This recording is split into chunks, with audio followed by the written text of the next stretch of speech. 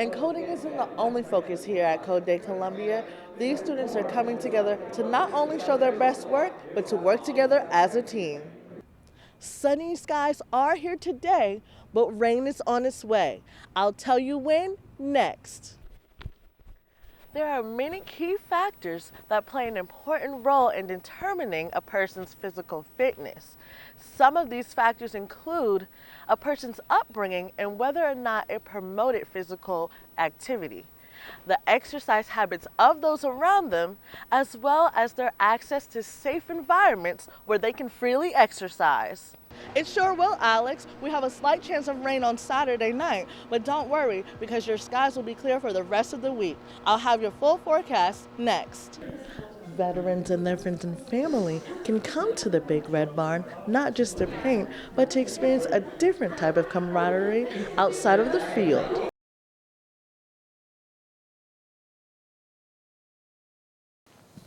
We now know the identities of the family members killed in the fire. Coroner Margaret Fisher says parents Amanda and Scott Kelly died, along with their children, 9-year-old Elizabeth and 10-month-old Judah. Police and SLED will be investigating to determine exactly what happened. Emergency crews arrived at the house on the 100 block of Mossboro Drive around 1 a.m. this morning. The fire department discovered the 4 bodies of the Kelly family upon entering the home. The Lexington Sheriff's Department is currently investigating the deaths. Captain Myrick has been speaking with neighbors to find out any details about the fire. There have been a lot of curious onlookers out here, and there were, of course, throughout the early morning hours, the same type reaction that you would expect, one of curiosity, but also, of course, one mixed with sympathy as they realized that the house is heavily damaged, and then, of course, when information went out about 4 deaths. Donna Ebert lives in the close-knit Woodbury Forest neighborhood.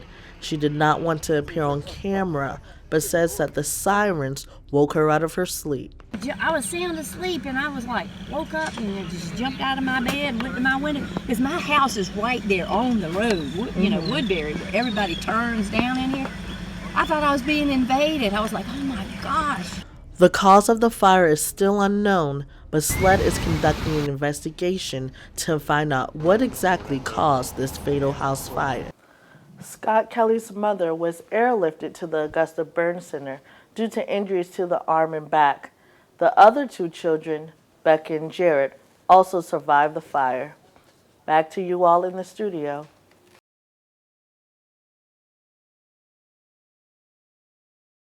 Kiki K. Marley, aka K. Marley. That was his name, and that's still his name to the day.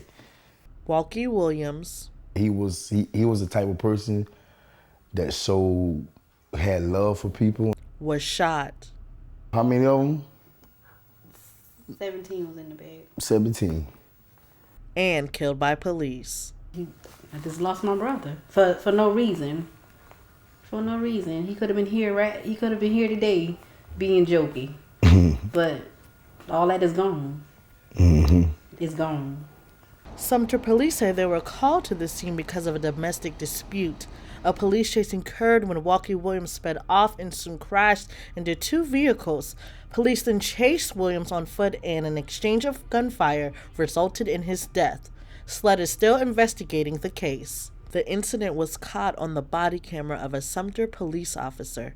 It took Tamika over 2 months to see the footage. South Carolina law says that body cameras can only be seen by a person who is the subject of the recording, a criminal defendant if the recording is relevant to a pending criminal action, or an attorney of the case.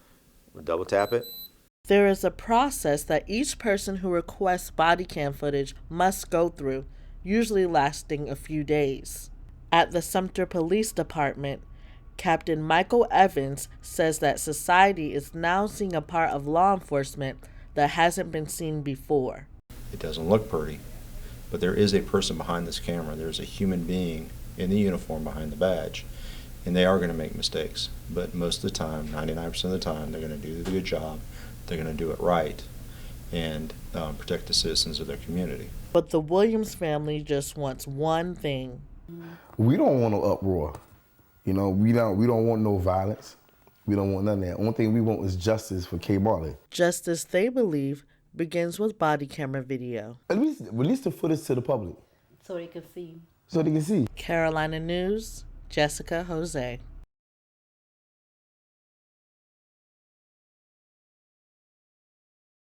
It's been 24 hours. Very, very, very tired. But little sleep didn't stop 15-year-old Isaac Hall and his team from creating Ultimate Destruction,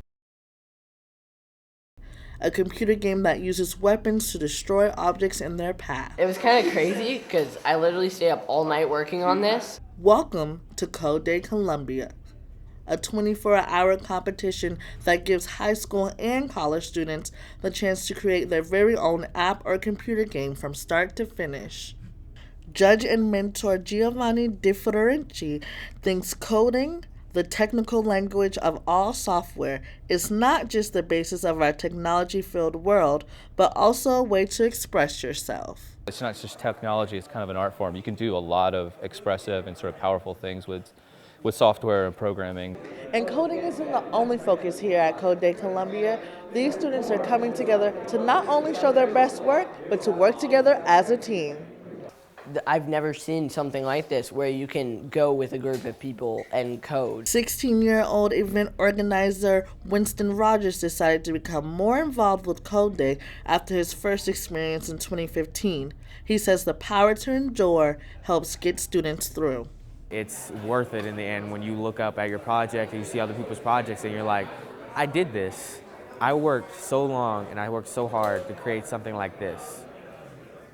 And when you get awarded for that, I think that's like one of the best feelings. And what a feeling it was for Isaac and his team for winning Best Game. Isaac hopes to sell his games one day, and this might just be the one. Carolina News, Jessica Hosey.